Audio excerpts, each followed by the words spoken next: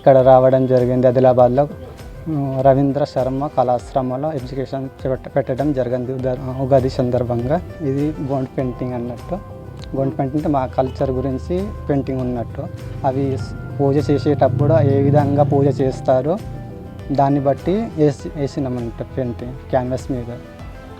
మన ఊళ్ళో పెద్దవాళ్ళు ఉంటారు కదా, పూజ చేసేటప్పుడు ఏ విధంగా పూజ చేస్తారు, పెళ్ళికి కానీ వాళ్ళ గోత్రాలను బట్టి లైన్స్ ఏ విధంగా వేస్తారు అన్నట్టు వాళ్ళ గోత్రాలను బట్టి 7 సగాలు, 4 సగాలు, 5 సగాలు ఇట్లా 4 సగాలు ఉంటాయి.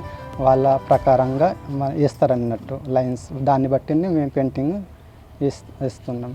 బ్రష్ తోటనే వేస్తామని.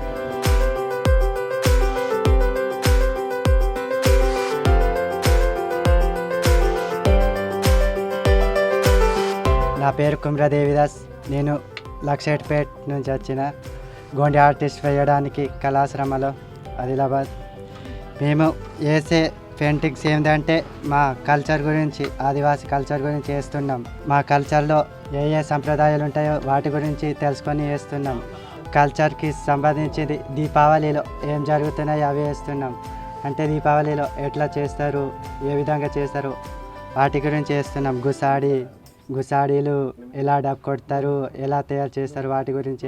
ఇప్పుడు ఇంతవరకు మార్కెట్లో ఇంకా పెయింటింగ్ అంటే కలర్ అవి మొత్తం మెటీరియల్ కొనడానికి 5,000 దాకా అవుతుంది. బయట అమ్మితే అంటే 6,000 దాకా రావచ్చు. సైజుని బట్టి వాళ్ళు ఎంత సైజు అంటారో వాటిని బట్టి రేట్ తీసుకుంటారు.